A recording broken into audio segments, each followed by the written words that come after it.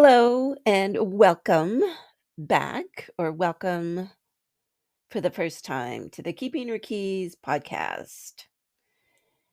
This week, we're focusing on altars. I love, love, love altars. And for me, they are the center of my spiritual practice. They're the center of my witchcraft. I always have an altar beside me. If you've ever watched a video, you'll see an altar in the background.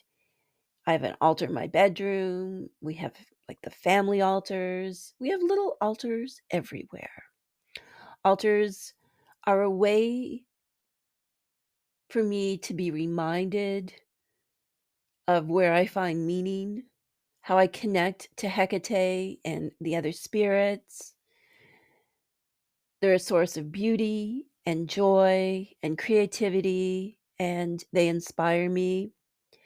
This is a conversation that Kristen, Liz, and I had a couple of weeks ago in Covina, our coven of Hekate. If you'd like to join Covina, you will find a link in the show notes. However you create your altars, I hope they bring you as much happiness as mine do.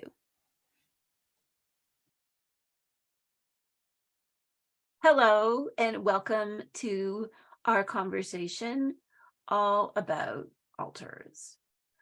I love altars so much. And when I think of what is at the very center of my personal practice, what really unlocks Hekate and her deeper world for me, it is my beloved altars, which are companions and helpmates, portals to the deeper world, and really trusted allies for me. I love altars. I love the creativity of creating them. I love the attunement that can be achieved through the different components of an altar. I love like the fine mist that a well-set altar emanates through the energy of a space. Altars are amazing. And of course, they are gorgeous and they bring us such joy. And so we are here today to celebrate altars, which are such a great thing to be talking about. So we'll begin like we always do.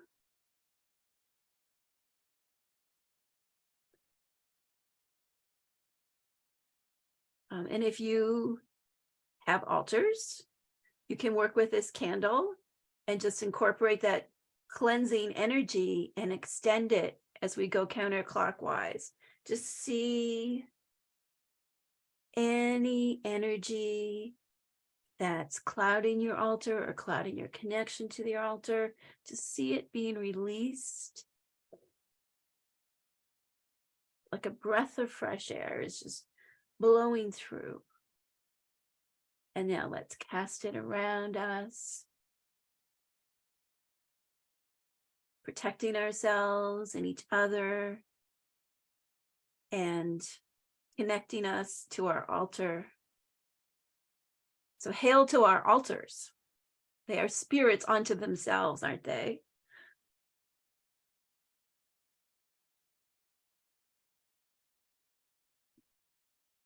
So for our invocation today, I just wrote a little verse. Well, I'll read that. This is just an example of the type of incantation that you can create for activating your own altars. Great Hekate, I create this altar in your honor. This is an expression of my devotion, my commitment to following your torches and claiming the keys of your mysteries and healing. Great Hekate, may this altar unlock these and more. I call the spirits contained herein to life. May they work in unison, creating a portal of power. I bless these spirits and I honor them. Great Hekate, I place this offering upon it to express my gratitude. My intentions are true, and my will is strong. Hail Hekate and all the spirits. As it is spoken, it becomes so. So where do we even begin with altars? There are so many things to discuss. So Liz, you are here. I know you love your altars. I do. I And love my you things. are also the purveyor of many things that go on altars. That is true. I do like to have nice altar things at Materia Magica. Interesting altar things you might not find other places. And Christen, you are joining us too. Mhm. And you are an interesting finder of things for your altars. Oh yeah, I like to go what I call shopping with Hekate. Shopping with Hekate. Okay, now I'm curious. You got to explain a little bit about what the shopping with Hekate is. So I guess more or less you call it kind of like a correspondence quest or whatever. Like I'll need a specific item and I'll just spend a day and I'll just go like follow a trail, and I almost always find what I'm looking for. But I just try to just sort of let Hekate lead me where I need to go, and I'll rummage around thrift stores and stuff. And I think there's something really beautiful about bringing new life to, old things. So yeah, that's something I like to do. So definitely. So I like the mix of, like the new objects that we know, like Liz, you carefully select and curate everything that you sell. And then also, like you said, go ahead, shopping with Hekate. I go shopping with Hekate too. And just say, this is what I desire. I feel this. And whatever, sometimes it is a specific object, but a lot of times it's like, I'm doing this spell or I'm doing this ritual, or I'm kind of down in the dumps and I want to feel better. Whatever it is, and then the thing will appear. So sometimes it's kind of like intention led, and other times it'll be completely, I'm just doing something unrelated. And the perfect thing is right there. So, yeah. Okay, Liz, as someone who is very organized and very Taurus and an expert on beautiful objects, you don't mind if I call you that, do you? I will accept that title. Okay.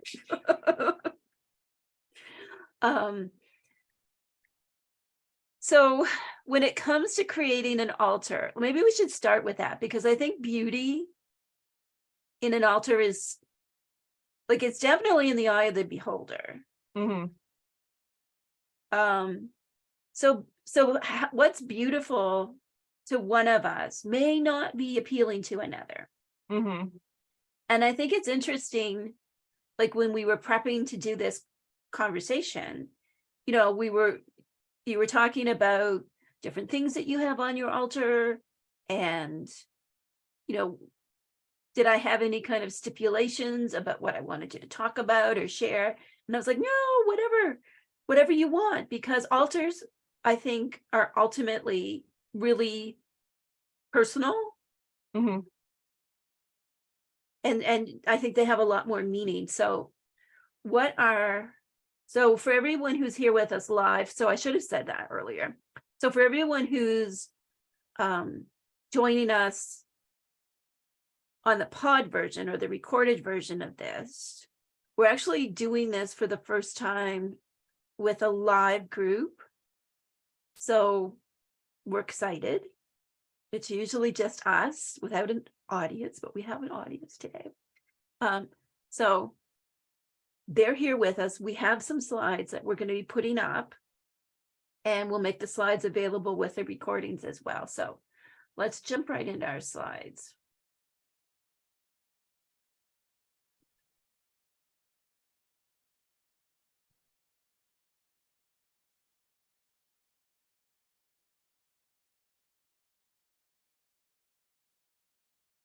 So Liz, should we do the big kind of teaser reveal too about what the background is for these slides? I think that might be fun.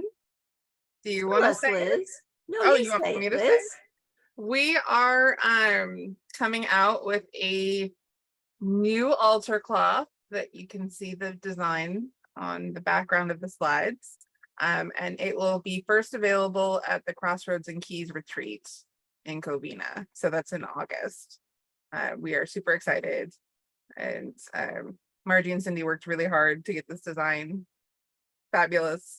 And I can't wait to see it in person. And I can't wait to show it to all of you in person. It's going to be great. I know it's going to be great. And don't forget, Kristen was there doing some late night. Yes, Kristen editing and too. Melanie were, yes, they were both, but I wanted to make sure we give special props to Margie. Yeah, Every for time I doing was like, all the that's illustrations that are featured on the design. We're super excited about this design, and we thought how fitting to do a class on altars and have as the background the new altar cloth that we'll be offering. Mhm. So let's get back to beauty. So to me, this altar is really beautiful. I love this altar. My Strophalos tray has wax over it because to me, when things have signs that they have been well used, that adds to the beauty and joy that I take from it. So I don't like things that are pristine. I'd like things that have signs that they have been used. So everything on that altar is completely clean, but I leave like wax and so on different things because I love it. So what's your take on that, Liz? I think, yeah, there's definitely a difference between like dust or like just debris and like signs of love and care. Because to me, that's a sign of love and care, right? It's you've obviously used that tray, you've done work with that tray. It has energy from the working you've done. So why would you take that part away from it? But I definitely every once in a while do like to get a little handheld vacuum and get like all the grimies and stuff off my altar. Give my altar cloth a good washing if it gets too much wax on it, that kind of thing. But my altar, because I'm more focused on stones, lots of stones get kind of dusty and leave little debris everywhere. So like I've got one stone that just kind of leaves its little stardust everywhere, and I just have to get rid of it every once in a while. It's like way too much. But that's a good point. With stones are a little bit different. So do you have any tips? Like if stones do get dusty? Well, if it's a stone that can get wet, you can wash them. Like you can, as long as it's one that can get wet. Even if it technically shouldn't get wet, if it's under that Mohs 7.0 on the hardness scale, which is kind of like the easiest quick one-shot way to figure that out. A little bit of water on a paper towel is not going to kill anybody, right? Like I doubt anybody listening or watching this has one of the types of minerals that if you touch it to water, it's going to explode, right? We don't generally keep those in our houses. So, just a little bit, a wet paper towel. Usually you don't need soap, like soap kind of, then you're going to have residue and stuff all over it. If you happen to have like that concentrated air to clean out your keyboard, like sometimes that can be really useful to kind of get in those crevices, especially if you've got like a, amethyst cave or a quartz cluster, that kind of thing. But just be delicate with them, be kind. They're your friends. You want them to last. So I mentioned when we were first starting about how like an altar to me is like a helpmate and a friend. And I was thinking about altars. Altars have a conscious, like they have a personality, they have a well-created altar. I view it like as like a being. Mm-hmm.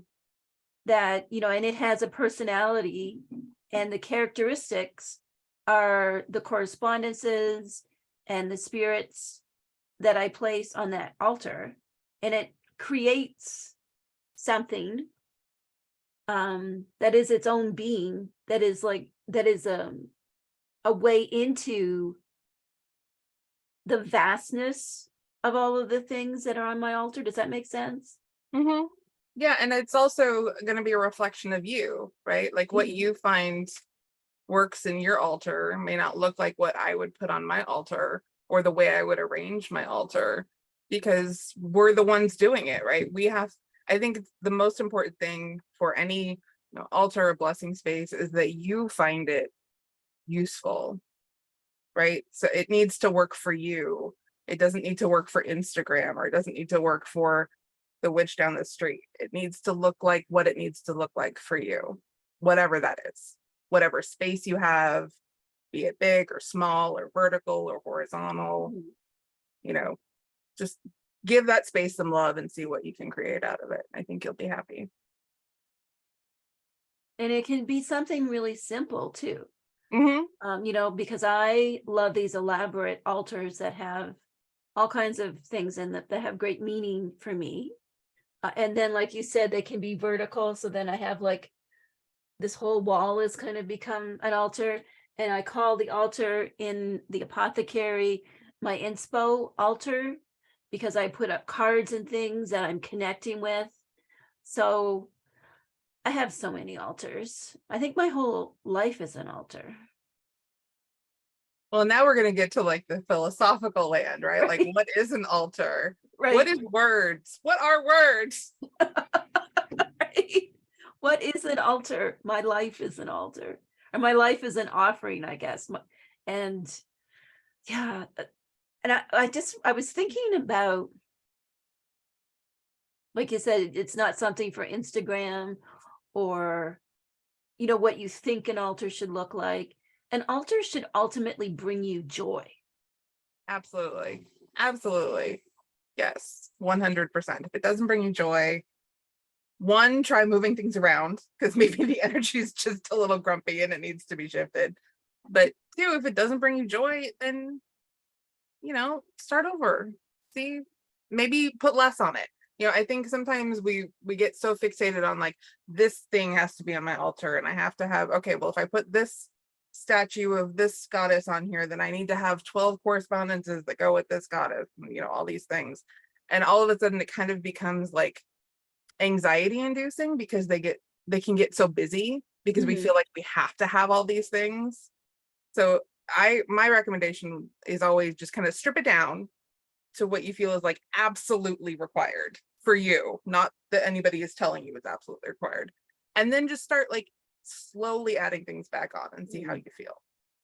And maybe add one thing and then move it somewhere else on the altar the next day. Like really spend some time with it and kind of let it tell you what it wants and build that relationship with it. I think a good altar to me is like a really good stone. Like you can build that relationship, but it takes time to kind of like feel each other out. And I think it takes time for us to discern like what kind of that optimal level of energy that emanates from the altar will be. Mm-hmm. Because like you said, if it feels too, first of all, I think in many ways, altars can become a mirror to us. So if we are bringing a lot of anxiety to it without being conscious of it, it's very different than if we say, I am feeling anxious. I am going to create this altar to soothe me, so I am calmer, and I'm going to select stones and botanicals that will calm and nourish me. But if we're not conscious of our emotional state, then I think we're more likely to perhaps like align with things that might amplify that anxiety. I think anxiety is a good one, because there's so many things to be anxious about. It never ends. So it's like, oh, I am anxious and I don't want my altar to reflect it back at me. I want to lay my anxiety on the altar so that it is transmuted into calm, contentment, clarity. So I think that's a really good point. It's just like being intentional when you're creating the altar. And I think if you're feeling I have to do an altar a certain way, or Hekate will get mad at me, or I'll attract the wrong spirits. I think if you're bringing a lot of that anxiety to creating an altar or anything magical or spiritual, that it can cause some challenges if Yeah, you are not being mindful that you're feeling that way.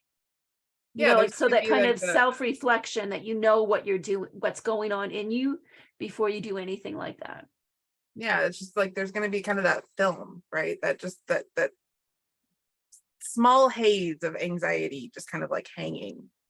I'm pointing at my altar for those of you who are watching on camera. I'm not just like randomly flinging my hand. Um, but yeah, I think kind of related to all this, but something that's important to acknowledge is like as we change as people, our altars should probably also change, right? The altar that worked for you a year ago may not be the altar that optimally works for you today. Like it's good to recognize that, especially when you're doing the work in Covina and you're kind of working through some difficult things, maybe, you know, what you wanted a year ago or what made sense for you a year ago may not be the same as for now or for the future. So there's nothing wrong with changing it, right? Like there's no hard and fast rule that this is what your altar has to look like and it has to stay that way forever. Oh, exactly. Or that it has to be like in the photo, more of a traditional altar. The type of altar I talk a lot about is based around an ascara or like a tray that comes from ancient records about how Hecateans would have potentially made their chthonic altars low to the ground in the past. You don't have to have that. Whatever works for you. And you know what I keep thinking about, and I didn't have the time to go and downstairs and pull this out, but I remember reading, like, I don't know, 25, 30 years ago. I think it's called The Witch's Bible by the Ferrars. Are you either of you familiar with this? Mm-mm. Okay. So maybe some of you are familiar with this.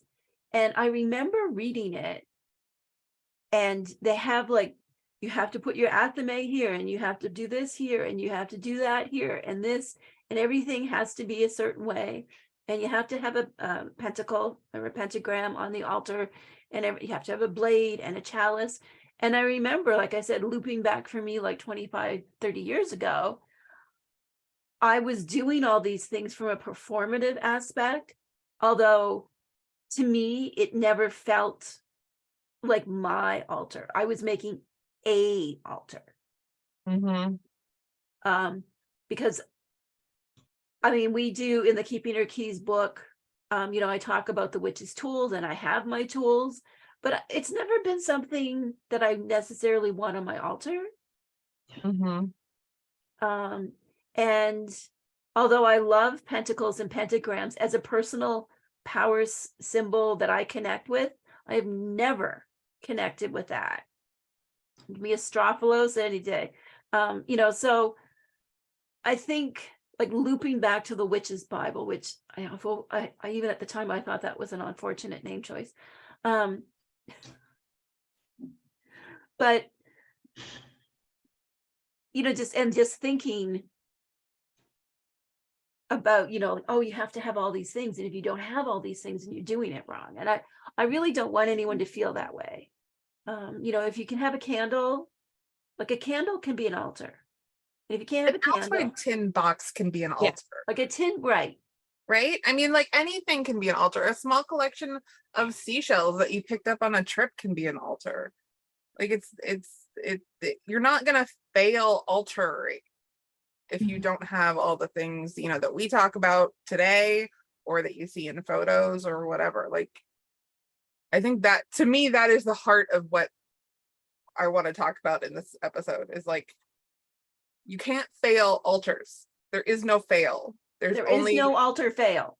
There's only the altars that work for you, whatever that is. And however many of them you have, and however large or small they are, they're all altars and they're all wonderful. And don't let anybody make you feel bad about them or judge them or whatever. because it really it loops to meaning. Like if Yeah. that collection of seashells to you is evocative of Hekate and Aelia, Hekate is a goddess of the sea. If it loops to you to the element of water and to the oceans, or another goddess or spirit connected to the oceans, if that collection of seashells means that for you, then that is your altar of Analia. Exactly. And I would say if I, like rewound back to like Cindy back 20-25 years ago, those altars didn't have a great deal of meaning to me because I wasn't connecting to any of the things that I was putting on there. Yeah, you were trying to build an exemplar of an altar. You weren't trying to build Cindy's altar. Right? Those are such different things. Like the Platonic solid of altar, from philosophy, the kind of that idea of what the ideal altar would be. Well, nobody's actually going to connect, I think, to what the ideal altar would be, because like it probably is terrible. So don't try to make the ideal altar. Try to make your altar. Okay, make your own altar. Okay, I feel Christen. like also, I mean, just like any relationship, right? You can't force a connection. You can't force a connection. You know what I mean? I think that's so true, that like an altar is a secure attachment figure in a sense. Because when I think of attachment theory, one of the best definitions of secure attachment is that it provides a safe base from which to explore the world. And it offers support and understanding, and you can trust in it. And in the past, so I kind of had those altars that turned out to be duds for me. But then way back in the day, because I am super Gemini Scorpio mode, and I want like all the witchcraft and all the things, sometimes I would create like hyper altars.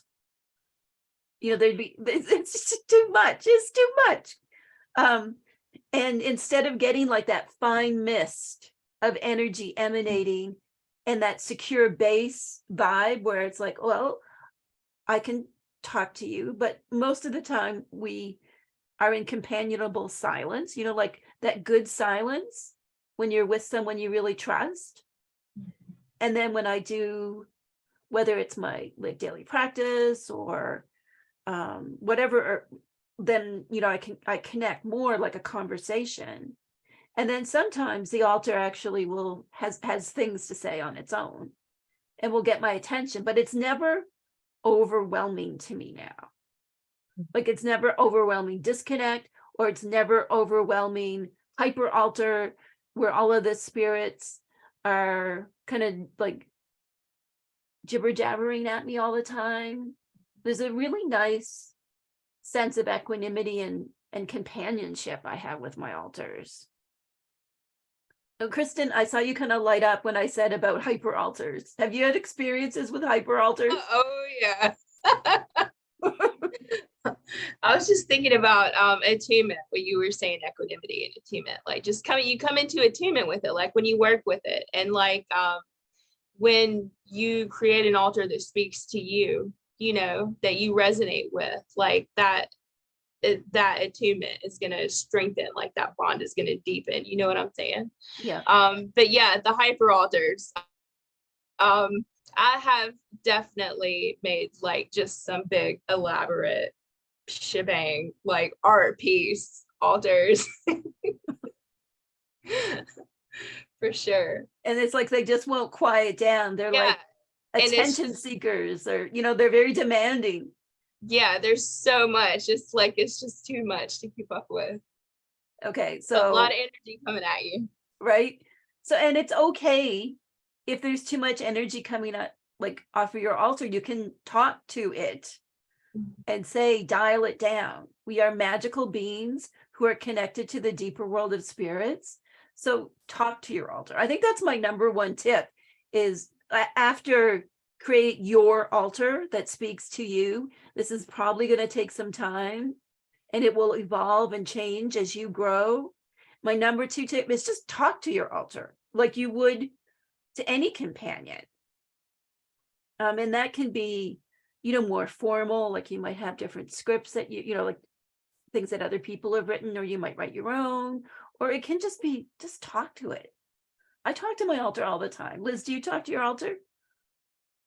Yeah, I don't know that I always do it verbally, but I like it sits here like this is my office and it's in my office. So I'm next to it pretty much the whole day. So sometimes when I'm talking to myself, I think I'm really talking to it and myself at the same time. Give my little Hekate or my little Athena a little look. We might have a little conversation before we continue with our day about what's going on in life in general. I like that. And I'll look over, mine's right behind me, and I'll look over my shoulder at it and be like, well, what did you think of that? Like a companion. Christen, do you talk to your altar? I feel like I communicate with my altar. I don't, maybe verbally, not so much, but I feel like we're in communion all the time. Yes, that's it. There's there's a flow of connection and something that's, like I said, it's like when you're with a trusted companion that you're close to, there's like that sense when you get a really great altar going, that it's just that sense that all is well in the world and that we're in this together. Okay, so here's a slide with a bunch of stuff that I just went through and kind of featured different things you can have on your altar. This is my current altar. So anointing oil, cleansing, which is Circe's filter, cards, in this case, spirit cards from Covina, symbols, the sacred flame, a candle, personal power objects, sacred smoke, sacred water, candles. Okay, so I am curious to know more about your personal power objects. Liz, what are some personal objects that you put on your altar? I think we have a picture of your altar So I somewhere. kind of have two categories. One are particular stones, which will surprise no one, There that it there are is. particular stones that I keep on my altar. So that is a photo of my altar in kind of its naked state. Okay. Like for me, that's naked except for the beginning of the year. The beginning of the year, I go all the way down to the bones and Okay. start up. But the things that I leave on there, on the Strophilos is my spell of the year, and the icon of Hekate that corresponds with my spell of the year and my epithet of the year. That quartz flame behind it is like my primary power baby, so she never leaves my altar. And then I have some of those little resin goddesses that just mean different things to me. I kind of ascribe different meanings to different ones. I've got a million of them. And so those three don't leave the altar. And then up top, so that box is actually my original System Mystica that does not really get opened very often anymore. So she's also a nice ledge for my icons to sit on. And I keep my Hekate and my Athena up there. I've got the prime piece of Covina quartz from that pocket of quartz that I bought us a while ago. So that lives on my altar. And then up on the wall, so my wall space I also consider a part of my altar. I've got that macrame hanger. And so that's what I use to put spirit cards, or if there's an oracle card or a tarot card that I'm particularly working with, I'll clip it up there. Or, if there's a piece of art that feels like it wants to live up there for a while, whatever. And then on the other wall, I have a lovely illustration from our friend Margie that I bought from her. I believe it was a Redbubble store. So that's her Triformis, like I say, that lives up there as well. I love that. So what are we looking at here? So like So you said, that's this for me is kind of my the bare emptiness. bones. Yeah, that's my bare bones. That's your bare bones. That's So my my bare bare bones. bones is this. We're very different people, Sydney. My bare bones is strip it bare. and start again. So I do like to do that to a varying degree. Like I do it like all the way back to the bare bones at least a few times, like a year, probably like around the start of every season. Mm. And then I do it in the apothecary. I do the same thing. Like I strip absolutely everything out of there a few times, like a year, generally around the seasonal starts. And I like reflective surfaces. So I have mirrors behind me, and then I have these cool Greek key mirrors. So this is just a photo of when I put them in. Thought that you might be interested in that. I like reflection because it offers protection, and then it also helps to kind of disperse the altar energy. So it's just one way to do an altar. Plus Greek keys are cool. Okay, candles. We should talk about candles. Kristen? Yes. So I have these LEDs because I know a lot of times we might not be able to have traditional candles. So I have a lot of LEDs on the candle, my altar behind me, because this one here in my office is in a bookcase and I don't want to set it on fire. So the slide is just, like I said, we'll share the slides. It's just a way to kind of stuff a candle holder so you can have a botanically infused candle that's LED. So that's just what's going on in the slide if you're looking at it. So talk to us, Kristen, about like how you put the sacred flame, like how you work with your candles. Do you use LEDs or traditional candles? The only time that I use LEDs generally is if I'm doing a spell or something and I want to leave it burning for a really long period of time and I can't tend to it. But otherwise, I'm a big fan of traditional candles. And I have this one right here.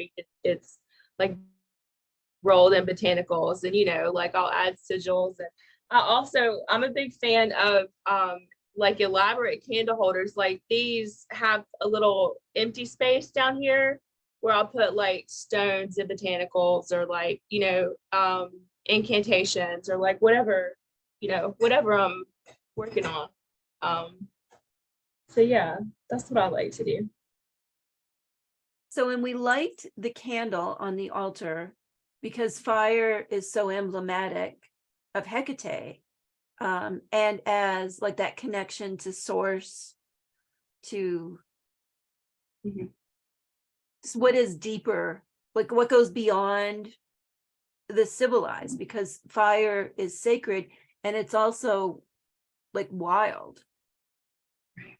That it's not of the man-made world, it's something greater than us. It's like Hekate is something greater than us. So I definitely recommend, if that's the only thing you have on your altar, have some kind of fire.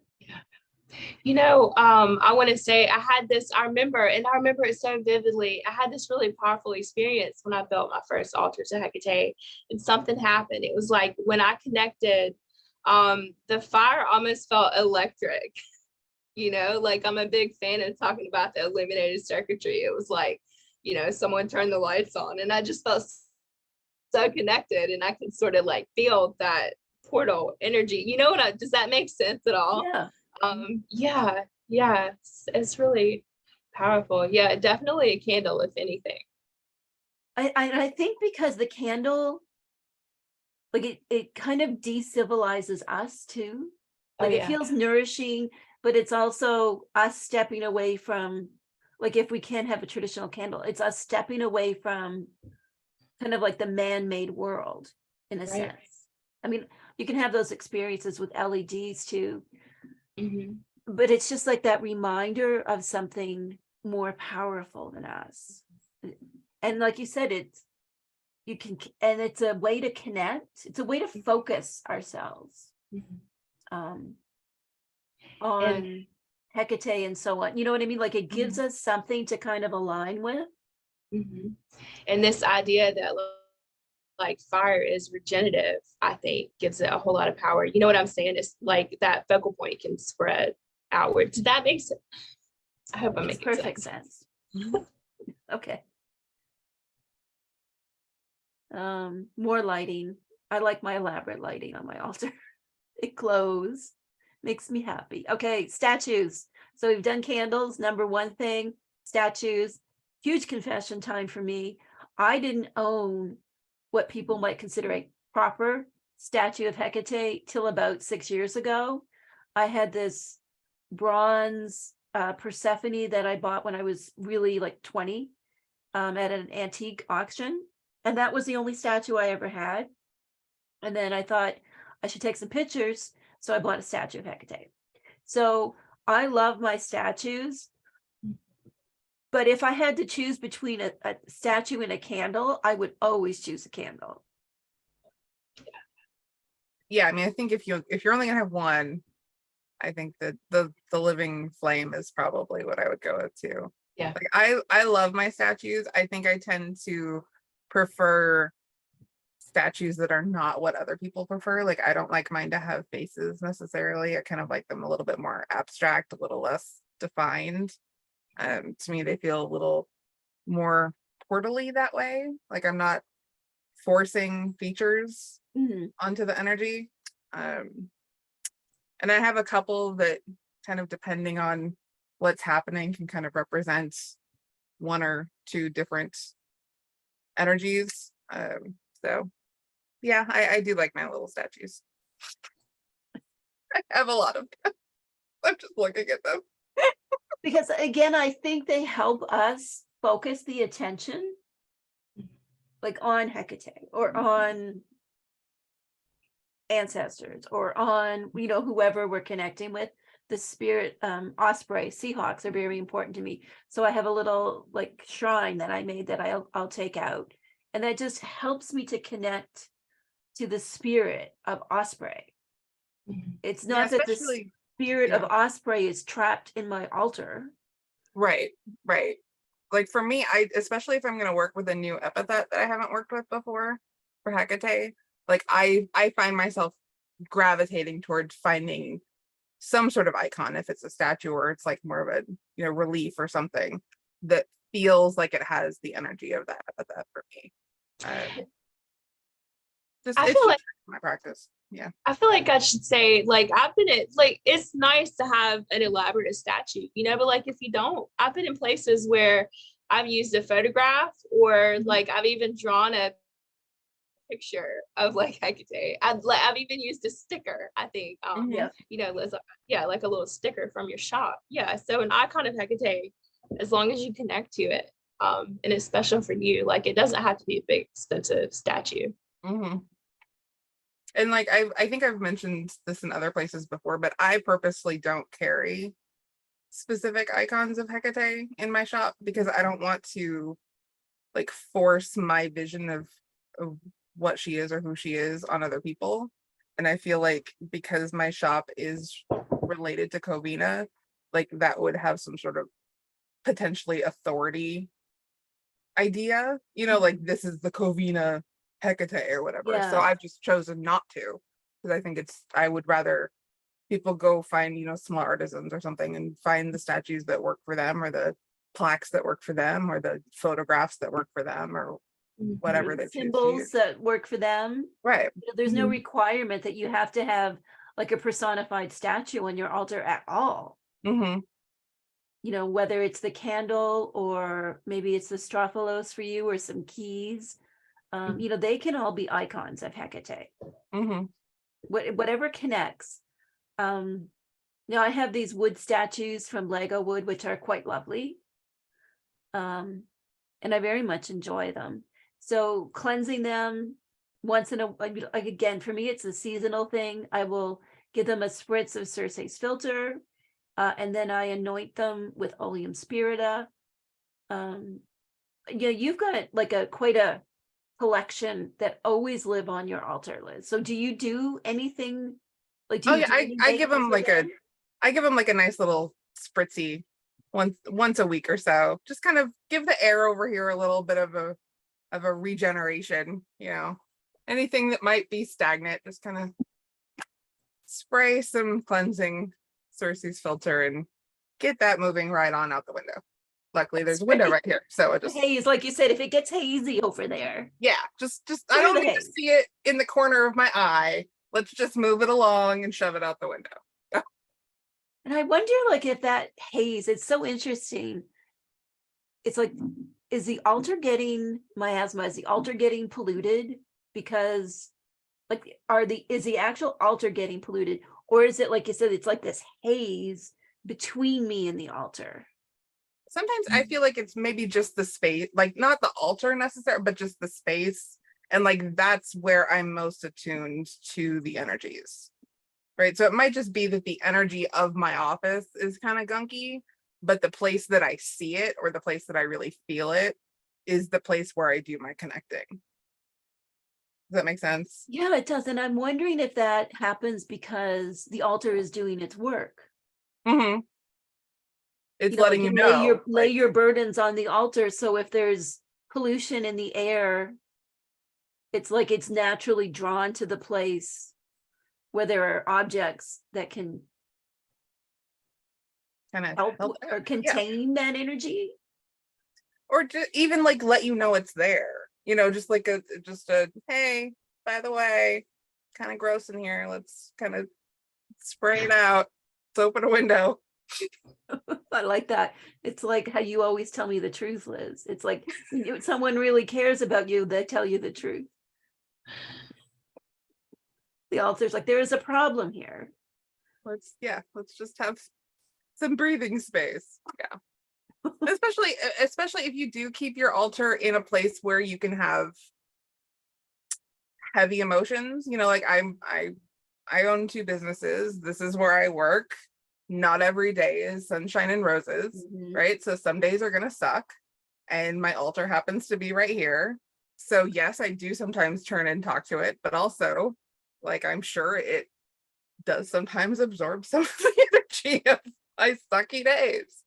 So it's just kind of, when I talk about connecting with stones, I talk about doing things for them, like cleansing them, that kind of thing. It's the same thing with the altar, right? Like performing a small service of cleansing the space and giving it a refresh is, I think, just part of building that relationship.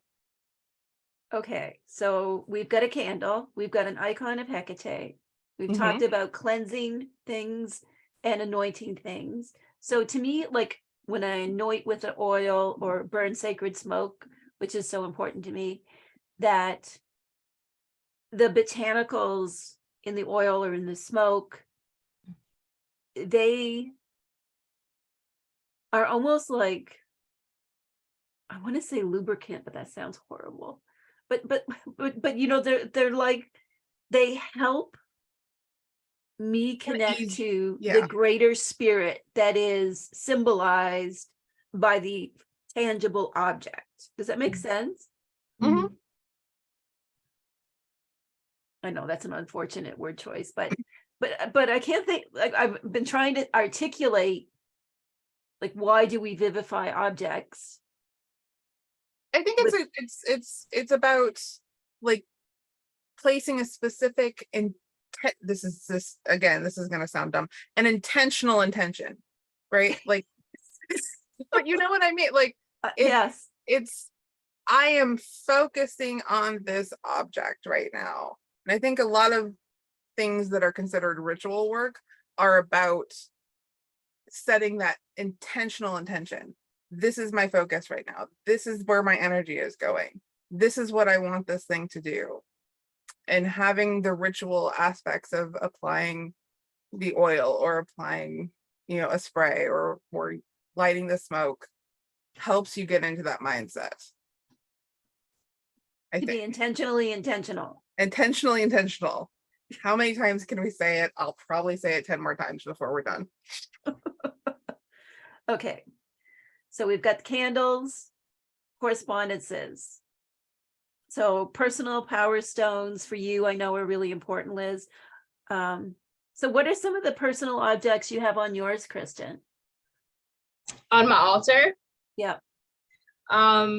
So I have this thing with walnuts. I have lots of little walnut trinkets, and I have personal art, a lot of personal art, drawings and paintings and stuff, and also family heirlooms are big for me. I think you've seen once I made a candle out of a gravy boat, like a silver gravy boat that I got from my grandmother. I like to make it personal. So bring in that aspect of honoring your ancestors. Yeah. And healing, like backwards healing, yeah. and helping them heal as you heal yourself. That's really beautiful. Okay, Liz, you have some very posh looking stones that I know nothing about in this photo of your altar. So you have to tell us a little bit about what's going on there. Okay, so on the box, the first change on the box is every month as part of my transition of the month, I take my set of 13 stones from Hekate stones from Hekate's cave, the 13 stones that we work with in Covina, and I reorient them so the stone we're working with that month is in the center. And then I put my small piece of Covina quartz like right in front of it. Just kind of like, for me, because I do, do the stone lessons and stuff in Covina, it's important for those to have a prominent place on my altar to me. And then down below, I've got my fresh altar cloth. I have the elemental organs. So those are resins, resin pyramids with various stone chips and other things in them. I have them oriented so that they are in the appropriate direction based on where my altar sits. And then in the center, normally I would have a colored candle, but y'all bought me out of the green ones for next month, so I don't have any more green ones to use, so I'm using a white one.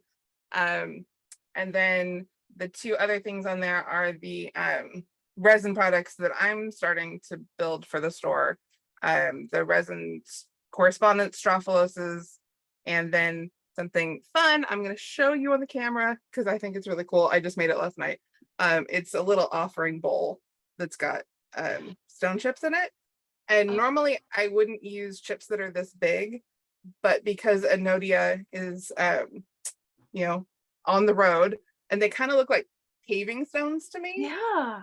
So I was really, they just kind of worked. Normally I would use something smaller, but so this is like my little offering bowl that I'm gonna start working with.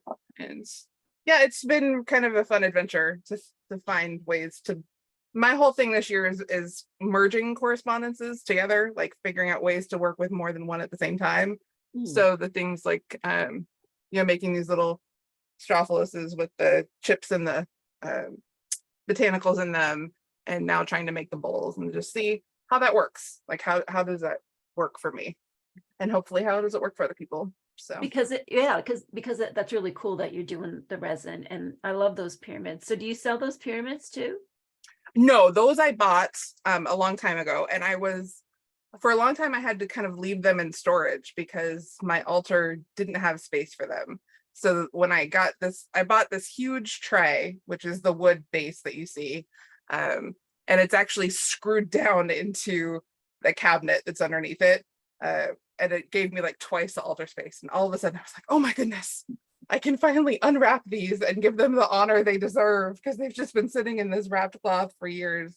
So that's why they have such a prominent place, because I was like, not only do I love them, but I kind of spent more than I should have spent on them, and I've never been able to use them. So now I want to use them all the time. Liz, I gotta say something before we move on. Your Yes. altar cloth, did you iron that? No, that is a fresh one for the photo. Oh, like a brand new one. That's one from that's still in the shop. I grabbed it out of the inventory pile for the photo. Thanks for telling on me. That is the cleanest. I'm looking fresh. No, mine.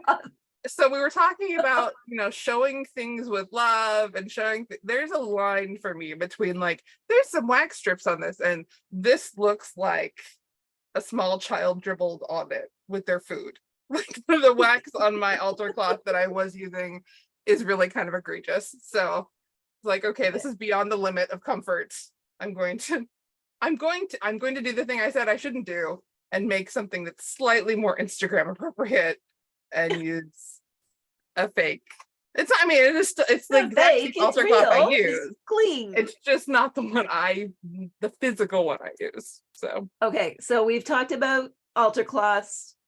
So, and we did briefly talk about the Ascara. So I'm just trying to see, like, we're building up. So you can see my well-loved altar cloth under here. the tray, the candle, icons of Hekate, personal objects. In Covina, of course, you can have your personal objects, and then we also have like our correspondences and our spirits of the month. So for me, that's pretty much a complete altar, and add some cards if you like. Yeah, for me, I do keep my cards and my daily reading on my altar. What do you guys do? Do you keep them on your altar? Mm-hmm. And I just thought about something. I'm looking at botanical offerings. It's just like you calling me. I always try to keep fresh botanicals on my altar too. And speaking of shopping with Hekate, I just want to bring this up because it's something that I really love to do. And I think that these flowers deserve a second chance. But if you ever go in the grocery store or like the florist and they have like the clearance flowers, like the roses and stuff, I always buy like roses and flowers to keep on my altar. Oh, I love that. Now up here where that's kind of like a boxy space, I have to get creative, but I always have flowers and botanicals on my altar as offerings to Hekate too. So now we've covered offerings. What haven't we kind of touched upon yet? We've talked about sacred smoke, the sacred water for cleansing. So I keep a bowl of water. I'm fortunate enough to live, like we have well water, and it's have like ecological filtration system. So my water is very pure. It never touches chemicals, the water that comes out of the taps in my house. So I'm really fortunate that way. Moon water would be another type of water. Spring, I think you use spring water for your water on your altar, don't you, Kristen? I do. Mm-hmm. And I usually use rainwater because I live in the Northwest and usually we have rain. Unless it's 1,000,000 degrees outside. Sometimes go ahead. Sometimes I use lake water, because like that's sort of my own personal crossroads. Where I go to commune with Hekate is like the convergence of land, sea, and sky, which is a lake near me. So sometimes I'll like take a little jug of lake water, and that's what I use. And that's a good point too, like bringing in, so Liz had those elemental pyramids, and then it's bringing in land, sea, and sky. So that's something like I always attend to on an altar. So the water for sea, the smoke can be sky, but also like land, because you've got the botanicals on there. And then for me, some aspect that creates like the kind of the undertow energy of a crossroads with Hekate. So like the strophalos, which of course is like a labyrinth that's full of things that weave together, but some type of crossroads energy. And keys, for me, I always have to have keys on my altar as a symbol of Hekate. And I would take my keys probably over like one of these beautiful statues too, because the keys have such deep personal meaning for me. Mm-hmm. I tend to keep some of my stone jewelry. I hadn't gotten to that part yet because that's still kind of an in progress photo of my altar being reset up. But I keep, like some of my pendants and my bracelets, my stone pendants and bracelets, and my Covina pendant on my altar, unless I'm wearing them, just to kind of have that energy with them. So then they're kind of like little baby portable altars that I can wear as I go out into the world. Right, because they're aligned to the energy that the altar is emanating. Mm-hmm. And botanicals and stones, like scientifically, we know they emanate energy.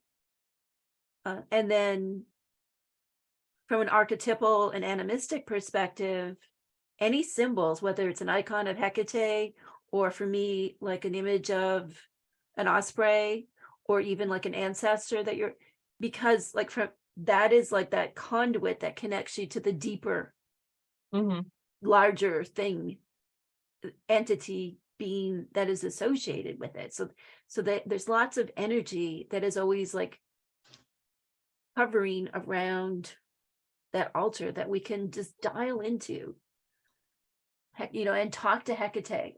Like if talking to a statue of Hekate helps you connect to Hekate, talk to your statue of Hekate. whatever kind of works for you. And I just want to finish up like talking about like how to make this into a cohesive being. Because sometimes I get asked, like, you shouldn't put the Morrigan and Hekate on the same altar. Do you know what I'm talking about? Mhm. Mhm. And so I'm just curious in how you know,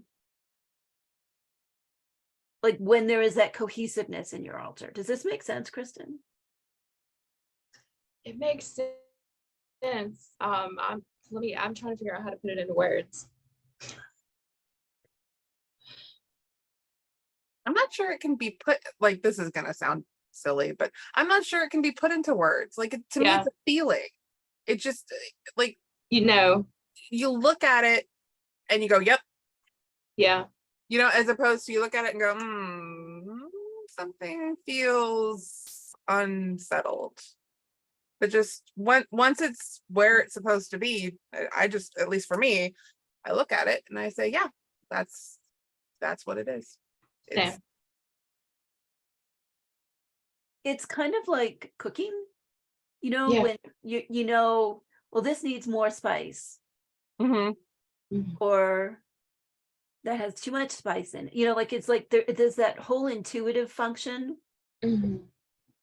that, so I think when you're creating your own altars that connect you to spirits and so on, it's very different than if you're creating like an altar that has to follow a certain formula, like a dogmatic kind of altar, Mhm.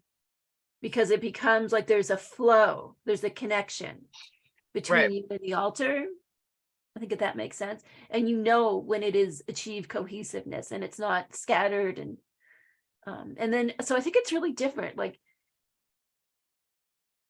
Liz, you have a bunch of goddess icons on your altar. I do. They're almost all Hekate though. Okay. They're either, let's see, there's Hekate, Athena, and Morai are my primary. And like, but my personal cosmology is that they're all different faces of the same thing. So to me, it doesn't feel, I mean, I don't necessarily think it would feel conflicting anyways, but to me, it's more different aspects of the same thing that I'm working with. And so if I find a statue that speaks to me of part of that energy that isn't already represented, and I kind of want to represent it, then I buy the statue. It doesn't feel conflicting to me to have like multiple Hecates or multiple Athenas, especially because one of the Athenas is one that I made myself, the clay goddess that we made last year. And I made her a little owl, and the goddess, but the little owl is my favorite thing that I have ever made. So they're staying on the altar forever. Well, they're great. Yeah, I'm trying to think if I had an experience where I put,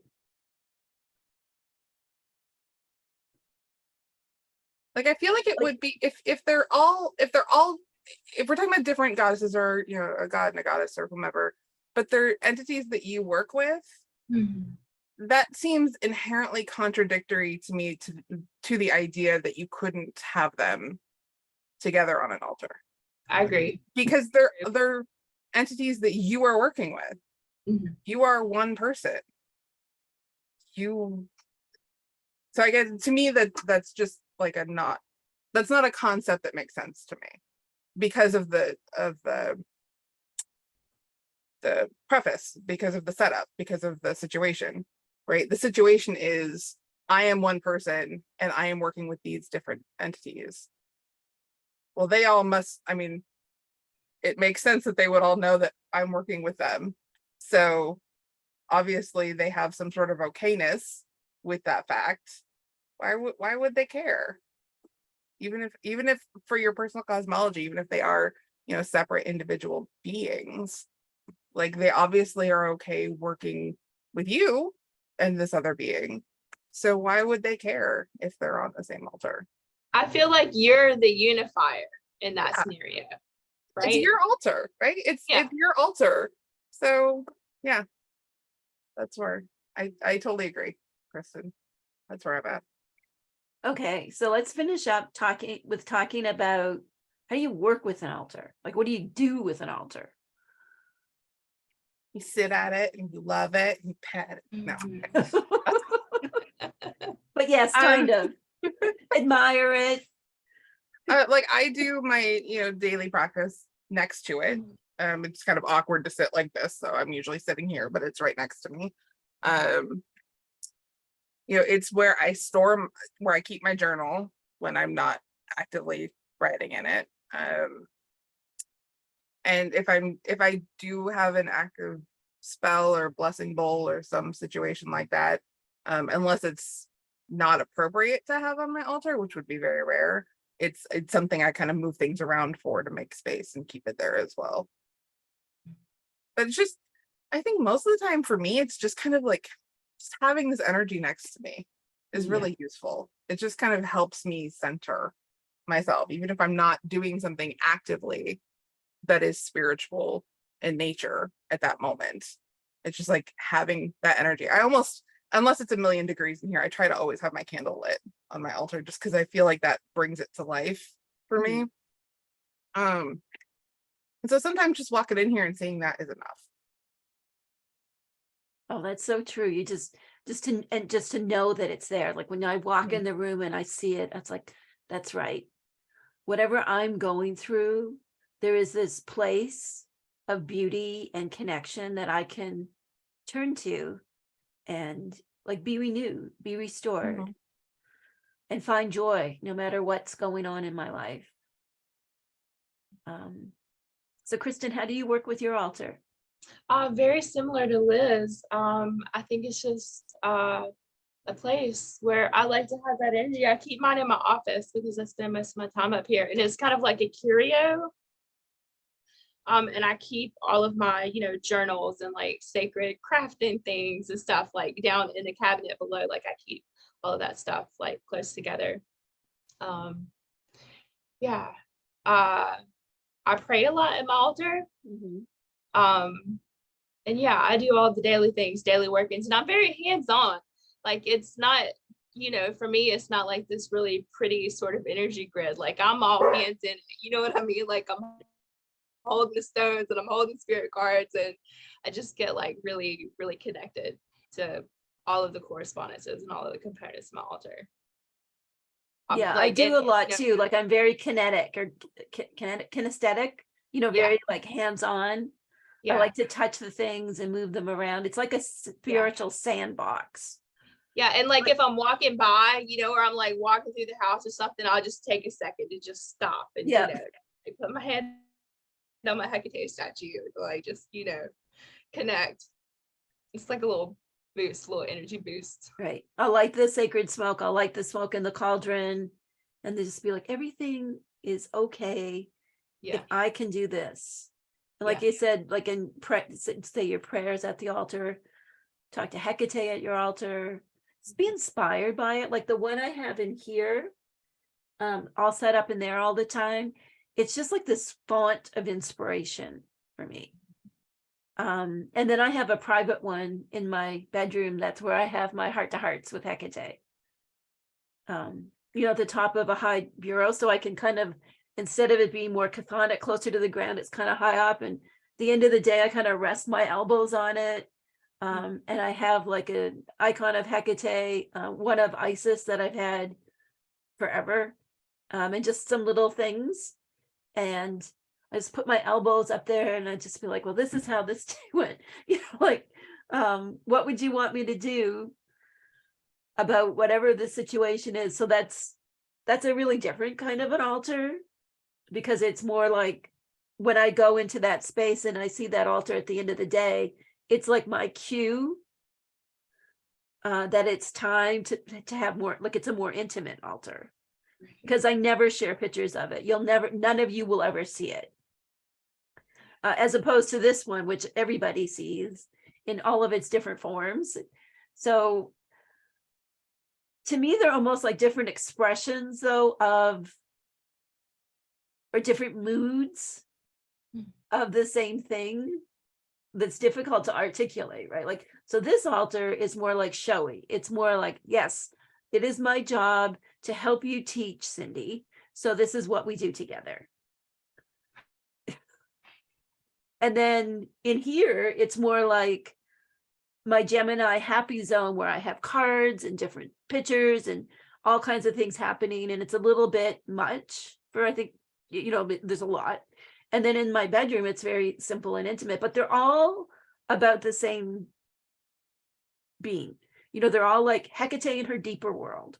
And like we were saying, Liz, whether it's the Mirai, aka the Fates, Athena, for me, like Isis, to me, that's a different expression of the same thing, the sacred feminine. So I don't really see them competing against each other. I think the stories from mythology are interesting, but they're like humanizing what is so much greater than us. And for me, the divine doesn't, my experience is that the divine doesn't act like Zeus and Hera and the gang. Like for me, those are, I don't know if that makes sense, but they usually get along quite well.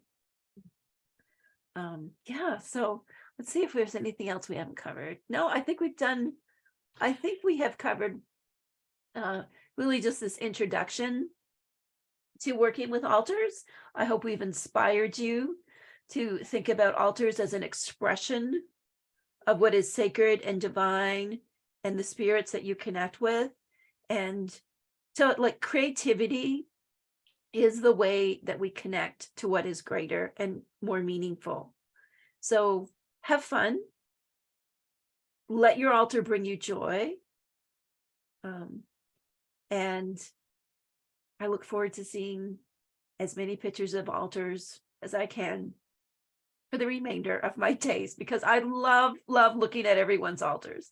So thanks so much for joining us for this conversation. And hail your altar.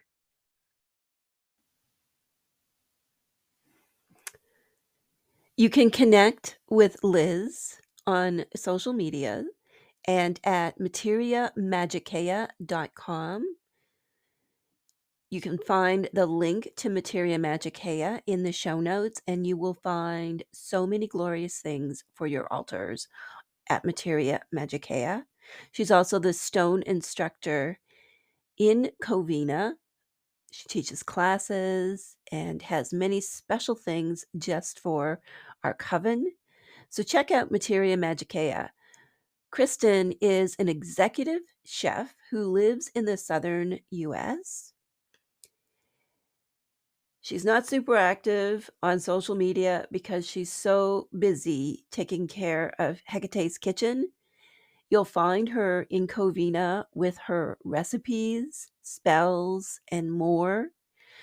We're loving this bay lemonade she has us all drinking. It's so great. Bay, of course, helps us to awaken our psychic powers and brings abundance, and it's just glorious. Kristen and I are working on the Hecate's Feast or Hecate's Supper project, and we will be leading a class on that in Covina in the next few weeks. We're focusing on making cheese as the ancient Greeks and Romans would have made for their Hecate's supper. So this is great fun. We'll do a pod about that when the time comes as well. So that's where you can connect with Liz and Kristen. Thanks again for listening. If you enjoy the Keeping Your Keys podcast, make sure you subscribe and share an episode on your social media. Answer the questions and just enjoy the podcast. Thanks so much for listening. We'll be back soon.